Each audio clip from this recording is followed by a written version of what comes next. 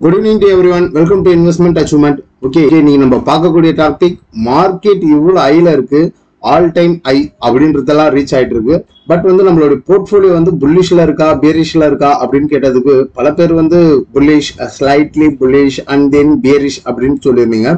Okay, next இப்போ என்ன பண்ணலாம், நம்மளுடைய போர்ட்ஃபோலியோ எந்த லெவல்ல இருக்கு, நம்ம முதல்ல எந்த செக்டார்ல இன்வெஸ்ட் பண்ணிருக்கோம், லார்ஜ் கேப்பா, மிட் கேப்பா அண்ட் தென் ஸ்மால் கேப்பா அப்படின்றத பார்க்கணும். எந்த செக்டாருக்கு வெயிட்டேஜும் கொடுத்துருக்கிறோம் அப்படின்றத ரிவ்யூ அண்ட் ப்ரிவியூ பண்ண வேண்டிய நேரத்துல இருக்கும். ஓகே, இப்போ நான் என்னுடைய போர்ட்ஃபோலியோ 50% ஆஃப் ஸ்டேக்ஸ் லார்ஜ் கேப்லயும் another 50% of stocks mid and small கேப்லயும் வைத்துள்ளேன். இது எதுக்கோசரம் நம்ம சொல்றோம்னா, பங்குச்சந்தையின் பிதாமகன் அப்படின்னுவாங்க வாரன் பஃபெட். அவருடைய அருமையான பொன்மொழி ஒன்று சொல்லுவாரு, never park 100 eggs in single basket அப்படின்னுட்டு. ஏன்னா ஒரே பேஸ்கெட்ல நம்ம 100 முட்டையை போடும்போது பேஸ்கெட் கீழே விழுந்ததுன்னா 100 முட்டையும் காலி. அப்போ உங்களுடைய மொத்த முதலீடும் 1 லட்சம் தான் இருக்கு. அந்த மொத்த முதலீடுமே ஒரே செக்டார்ல போடுறீங்கன்னா அங்க ரிஸ்க நீங்க அதிகமாக வாங்குறீங்க அப்படின்றது அர்த்தம். மிட் அண்ட் ஸ்மால் கேப்ல பல்க் அமௌண்டா பணத்தை போடக்கூடாது அப்படின்னு சொல்றீங்களா அப்படின்னுட்டுனா அப்படியும் கிடையாது. அப்ப என்னதான் சார் எங்களை தெளிவா குழப்புறீங்க அப்படின்ற மாதிரி இருந்ததுன்னா, இப்ப யார் என்ன பண்ணணும் என்ன பண்ணக்கூடாது அப்படின்ற கான்செப்ட் தான் நம்ம பார்க்கிறோம். நீங்க ஒரு மியூச்சுவல் ஃபண்ட் இன்வெஸ்டர் அப்படின்னா நீங்க தாராளமா பல்க் அமௌண்டா எப்ப வாங்கியிருக்கணும் அப்படின்னா, லோல இருக்கும்போது வாங்கியிருக்கணும். எப்ப லோல இருந்தது, 2 வருஷத்துக்கு முன்னாடி மிட் அண்ட் ஸ்மால் கேப்ல ரொம்பவும் லோல என்ன சொல்றது அண்டர் வேல்யூல இருந்தது. இப்ப அண்டர் வேல்யூல நீங்க அன்னைக்கு 1 லட்சம் போட்டீங்கன்னா இன்னைக்கு 3 times and 4 times ஆஃப் ரிட்டர்ன்ஸை கொடுத்துட்டு இருக்கோம். இப்போ நீங்க என்ன பண்ணலாம், நீங்க லாங் டேர்ம் இன்வெஸ்டர்னா அந்த மியூச்சுவல் ஃபண்ட்ஸ்ல இருந்து எந்த ஒரு தப்பான விஷயத்தையும் ப்ராஃபிட் புக்கிங்ன்றதெல்லாம் பண்ணாதீங்க. மார்க்கெட் இன்னும் பெரிய பெரிய உச்சத்துக்கு போகும். அதுக்கு நம்ம என்ன பண்ணணும், மார்க்கெட் கரெக்ஷன் ஆகும்போது அகைன் டாப் ஆஃப் பண்ணலாம், இல்லைன்னா அமைதியா விட்டு வேடிக்கை பாருங்க. ஏன்னா நீங்க மியூச்சுவல் ஃபண்ட்ல இன்வெஸ்ட் பண்ணிருக்கீங்க, அங்க ஒரு ஃபண்ட் மேனேஜர் இருக்காரு. அந்த ஃபண்ட் மேனேஜருக்கு எந்த ஸ்டாக்கை எப்ப வாங்கணும், எந்த ஸ்டாக்கை எப்ப விற்கணும், எப்ப ப்ராஃபிட் புக் பண்ணணும், எப்ப டோட்டலா எக்ஸிட் பண்ணிட்டு வரணும், எல்லாமே அவர் பார்த்துப்பாரு. அங்க உங்களுக்கு ரிஸ்க்ன்றது ரொம்பவும் கம்மியாயிடுது. அப்போ தனியா நானே இன்வெஸ்ட் பண்றேன் அப்படின்ட்டு வந்த இன்வெஸ்டருக்கு தான் இந்த ஒரு கிரைட்டீரியா யூஸ்ஃபுல்லா இருக்கும். இந்த கிரைட்டீரியால எப்படி பார்க்க போறோம், என்ன பார்க்க போறோம்னா, ஃபர்ஸ்ட் என்னுடைய போர்ட்ஃபோலியோவை பார்ப்போம்.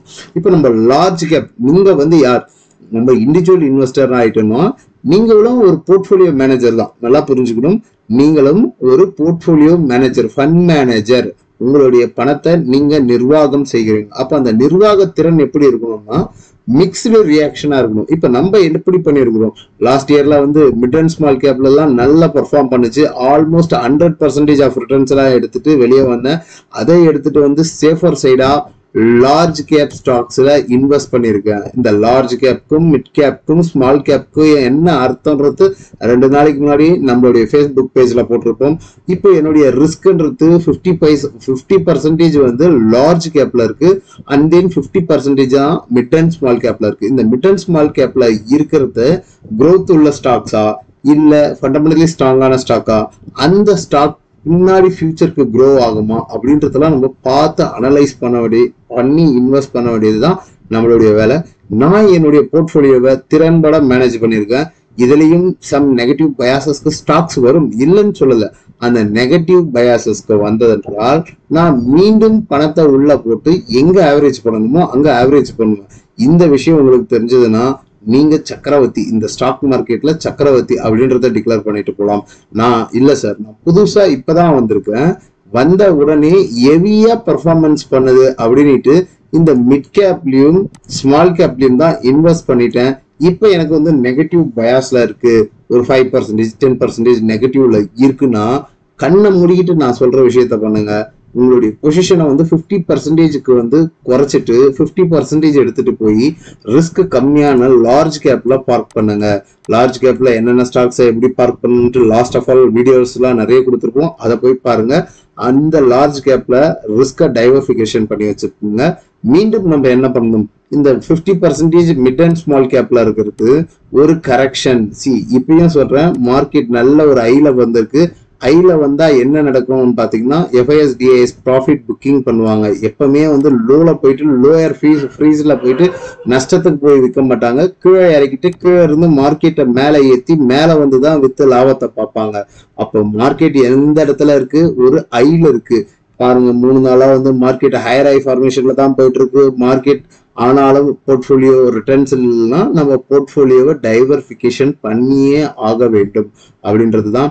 இதை போய் நம்ம டைரக்டா இண்டெக்ஸ் எப்படி இருக்கு, நிஃப்டி அண்ட் மிட் கேப் எப்படி இருக்கு, ஸ்மால் கேப் எப்படி இருக்கு, லார்ஜ் கேப் எப்படி இருக்கு, அப்கமிங் டேஸஸ்ல எப்படி பெர்ஃபார்ம் பண்ணும் அப்படின்றத போய் பார்ப்போம். ஓகே, ஸ்மால் கேப் இண்டெக்ஸ் என்ன நடந்திருக்கு? அதாவது 2020 என்ன சொல்றது, ஜனவரியில இருந்து நல்ல ஒரு ஃபால். இது எதனால வந்தது? நல்ல ஒரு கொரோனால வந்து ஒரு கரெக்ஷன் ஆனது.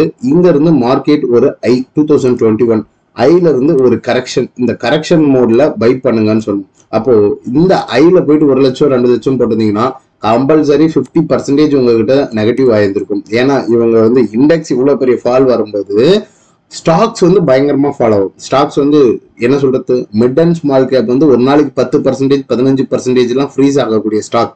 வால்டலிட்டின்றது அதிகமாக இருக்கும். அப்ப இந்த வால்டலிட்டி அதிகமா இருக்கிற ஸ்டாக்ல போயிட்டு நம்ம உச்சத்துல வாங்குறது தப்பு அப்படின்றது தான் சொல்லுவேன். இப்ப அங்க இருந்து என்னாச்சு, கரெக்ஷன் ஆயிட்டு மார்க்கெட் இங்க இருந்து இப்ப மேல போச்சு. இந்த மேல போனதுக்கு நாங்க ஒரு கரெக்ஷன் வேவ் எதிர்பார்த்து காத்து கொண்டுள்ளேன். அதாவது என்ன சொல்றது, மார்க்கெட்ல இன்வெஸ்ட் பண்ணோம்னா ஷார்ட் டேர்ம்ல ரிட்டர்ன்ஸ் எடுக்கணும் அப்படின்னு முடிவு பண்ணிட்டோம்னா ஒவ்வொரு டிப்லையும் வாங்கணும், ஒவ்வொரு ஐலையும் போயிட்டு ப்ராஃபிட் புக் பண்ணணும். நம்ம வாங்குறது மட்டும் தான் வாங்குவேன், ப்ராஃபிட் புக் பண்றது மாட்டேன்னா அதுவும் முட்டாள்தனம் தான் அப்படின்னு சொல்லுவேன். ஏன் எதனால முட்டாள்தனம்? அப்போ இந்த இடத்துல வாங்கி இந்த இடத்துல ஐல போகும்போது நல்ல ஒரு ப்ராஃபிட் வந்திருக்கும். அங்க ப்ராஃபிட் புக் பண்ணாதவங்களுக்கு இவ்வளவு பெரிய ஃபால். மீண்டும் மீண்டும் பணத்தை உள்ள போட்டுக்கிட்டே இருக்கணும். பணம் போடுறதுக்கு உங்ககிட்ட பணம் இருந்துகிட்டே இருக்குதுன்னா யூ கேன் ஹோல்ட். என்னுடைய மாத வருமானம் வந்து எனக்கு என்னுடைய ஒய்ஃபுக்கு வந்து ஒரு லட்சம் 2 லட்சம் வருது. எங்களுக்கு நீட்ஸுக்கு 1 லட்சம் போச்சுன்னா 1 லட்சம் கையில சும்மாவே இருக்குன்னா யூ கேன் அக்குமுலேட் எவ்வளவுனா போட்டுக்கிட்டு இருக்கலாம். ஆனா நம்ம வச்சிருக்கிறது கொஞ்சம், நான் சேர்க்கறது உண்டியல் சேமிப்புன்னா கொஞ்சம் கொஞ்சமா ப்ராஃபிட் புக் பண்ணி ஹார்வெஸ்ட் பண்ணி வச்சுக்கிட்டு ரீபை பண்ணக்கூடிய ஜோனை பார்க்கலாம். ஓகே, அண்ட் தென் இப்போ மார்க்கெட் இந்த லெவல்ல இருக்கு. இப்போ ரெசிஸ்டன்ஸா இன்னும் எவ்வளவு தூரம் பெர்ஃபார்ம் பண்ணும், எங்க வந்தா மார்க்கெட் ஒரு ப்ராஃபிட் புக்கிங்க்கு வரக்கூடிய ஜோனா இருக்கும். அப்போ இது வந்து ஒரு எக்ஸ்பெண்டபிள் ரைசிங் வெஜ்ஜில் போயிட்டு இருக்கு. கிளீனா இந்த இடத்துல பிரேக் அவுட் ஆயிட்டு மேல போகுது. இன்னும் கொஞ்சம் போச்சுன்னா ஒரு 9130 அப்படின்ற லெவலில் இருக்காலும் போகும். அதாவது ரெசிஸ்டன்ஸ், அப்கமிங் ரெசிஸ்டன்ஸ் வந்து நிஃப்டி ஸ்மால் கேப்புக்கு இன்னும் ஒரு 500 புள்ளிகள் இருக்கு. இங்க இருந்தே பார்ஷியல் ப்ராஃபிட் புக்கிங் பண்ணுங்க. அதாவது உங்ககிட்ட இருக்கிற ஸ்டாக்கு நீங்க இங்க வாங்கியும் இங்க ஏறலன்னா இந்த 500 புள்ளிகள் ஏறும்போது மட்டும் பிச்சுக்கிட்டு ஏறிட்டு போகுதா? புரியுதுங்களா? அப்போ ஒன்னும் ஃபண்டமெண்டல் ஸ்ட்ராங்கான நிறுவனத்துல இப்போ SBI கார்ட்ஸ் எல்லாம் வந்து மிட் கேப் ஸ்டாக்ஸ் தான் கீழே வந்து வாங்கிட்டு இருக்கிறேன். நான் அந்த ஸ்டாக்கை வந்து எவ்வளவுதான் லோ வந்தாலும் 640 650 வரணும், அந்த இடத்துல அக்குமுலேட் பண்ணணும்னு வெயிட் பண்ணிட்டு இருக்கிறேன். புரியுதுங்களா? நம்ம மைண்ட் செட் கிளியரா வச்சுக்கோங்க. And then Nifty small cap வந்து நல்ல ஒரு பீக்ல இருக்கும்போது கொஞ்சம் கொஞ்சமா பார்ஷியல் ப்ராஃபிட் புக் பண்ணுங்க. நெக்ஸ்ட் 50 என்ன நடந்திருக்கு? எக்ஸ்ட்ரீம் ரேலிங்க. இது மாதிரி ரேலி வந்து இதுதான் புல் மார்க்கெட்டோடைய பவர் அப்படின்வாங்க. லாங் டேர்ம்ல வந்து புல் மார்க்கெட்டுடைய சஸ்டைனபிள் அதிகமா இருக்கும். கொரோனால இருந்து மார்க்கெட் எவ்வளவு தூரம் போயிருக்கு? கிட்டத்தட்ட 449% ஒரு இண்டெக்ஸ் எவ்வளவு லெவல்ல மூவ் ஆயிருக்குன்னா ஸ்டாக்ஸ் எல்லாம் வந்து என்ன நடந்திருக்குன்றத யோசிச்சு பாருங்க. கீழே போட்டவங்களுக்கு கிட்டத்தட்ட 1 லட்சம் போட்டவங்களுக்கு எல்லாம் 10 லட்சம் 15 லட்சம். இதெல்லாம் வந்து எக்ஸ்ட்ரீம் ரேலி. இந்த ஏற்றத்துக்கு ஒரு கரெக்ஷன் வரணும். இப்ப மார்க்கெட் இங்க மேல போச்சு, மொமெண்டம் ஸ்லோடவுன் ஆகி கரெக்ஷன் வந்தது இல்லையா? அப்ப இங்க இருந்து மேல போச்சு, ஒரு கரெக்ஷன் வந்தது. இந்த கரெக்ஷன்லயே நம்மளுடைய போர்ட்போலியோ இது வந்து எலெக்ஷன் போல் ஒரே கேண்டல் கீழே எடுத்து வந்து மேல தூக்கினாங்க. இதெல்லாம் வந்து பேஷண்ட் இல்லாம எக்ஸிட் பண்ணவங்க, ஒண்ணுமே தெரியாதவங்க வாங்கினவங்க எல்லாம் மாட்டினாங்க. ஒரே கதறல் தான். இப்ப வந்து மார்க்கெட் வந்து நல்ல ஒரு ட்ரெண்டிங் மார்க்கெட்ல தான் போயிட்டு இருக்கு. Nothing to very. என்ன சொல்றது, மிட் கேப் வந்து நல்ல ஒரு சேனல் வைஸ்ல மூவ் ஆயிட்டு இருக்கு. இந்த சேனல் அப்கமிங் ரெசிஸ்டன்ஸ் எங்க இருக்கு? ஆல்மோஸ்ட் வந்து ரெசிஸ்டன்ஸ்ல தான் இருக்கு. புரியுதுங்களா? ஆல்மோஸ்ட் வந்து ஒரு ரெசிஸ்டன்ஸ்ல தான் இருக்கு. இங்க ஒரு பார்ஷியல் ப்ராஃபிட் புக் பண்ணுங்க. நீங்க வந்து என்னன்னா இருங்க, இங்க வாங்கிருங்க. 1 லட்சம் போட்டிருந்தீங்கன்னா இந்த இடத்துல உங்களுக்கு கம்பல்சரி வந்து ஒரு 2 லட்சமா இருந்திருக்கும், இல்ல 3 லட்சமாவது இருந்திருக்கும். நல்ல குவாலிட்டியான அப்ட்ரெண்ட் ஸ்டாக் போட்டிருந்தோம். அதுக்கு நீட்டிக்கவே படுத்துக்கிட்டு இருக்கிற ஸ்டாக்லயும் லோயர் ஃப்ரீஸ் ஆகி போயிட்டு இருக்கிற ஸ்டாக்லயோ போட்டு தான் வராது. அந்த ஸ்டாக்கை ஃபைண்ட் அவுட் பண்றது தான் நம்மளுடைய வேலை.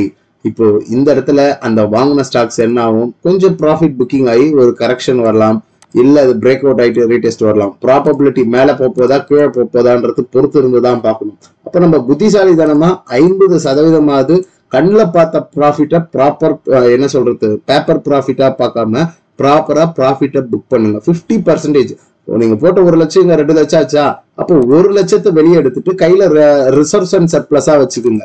புரியுதுங்களா? ரிசர்வ்ஸ் அண்ட் சர்ப்ளஸா வச்சுக்கோங்க. மார்க்கெட் டுவர்ட்ஸ் ஒரு கரெக்ஷன் வந்துச்சுன்னா இந்த இடத்துல பை பண்ணுங்க. புரியுதுங்களா? இந்த இடத்துல பை பண்ணுங்க. நான் இங்க போயிட்டு நான் ப்ராஃபிட்டும் புக் பண்ணேன். அப்போ இங்க நீங்க ஒரு 1 லட்சம் போட்டீங்கன்னா இங்க ஒரு 30% ப்ராஃபிட்ல இருக்கு.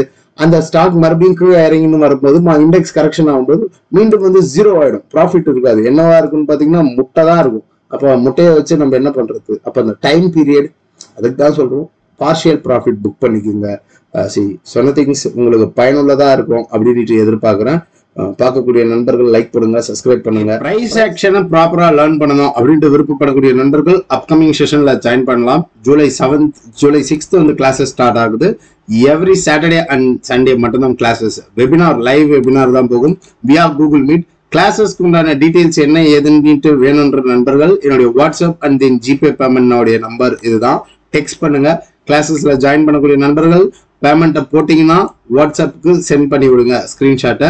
And in 6 PM to 8 PM every Saturday and Sunday மட்டும் தான் 6 PM to 8 PM. Totally 8 session போகும். ட்ரெயினர் நான் தான், தமிழ்ல மட்டும் தான் போகும். No more recording classes. Recording classes provide பண்றீங்களான்னு பல பேர் கேட்குறீங்க. ரெக்கார்டிங் கிளாஸஸ் ப்ரொவைட் பண்றது இல்லை அப்படின்றதா சொல்லலாம். பார்க்கக்கூடிய நண்பர்கள் லைக் பண்ணுங்க, சப்ஸ்கிரைப் பண்ணுங்க. மேலும் சேனலை 4 பேருக்கு சொல்லுங்க. நீங்க போடுற ஒரு லைக்கும் சப்ஸ்கிரைபும் அடுத்து ஒரு மோட்டிவேஷனலா இருக்கும். அடுத்து ஒரு வீடியோவை மேக் பண்றேன். இப்படிக்கு உங்கள் நண்பன் பாலாஜி ரஞ்சிதா. நன்றி, வணக்கம்.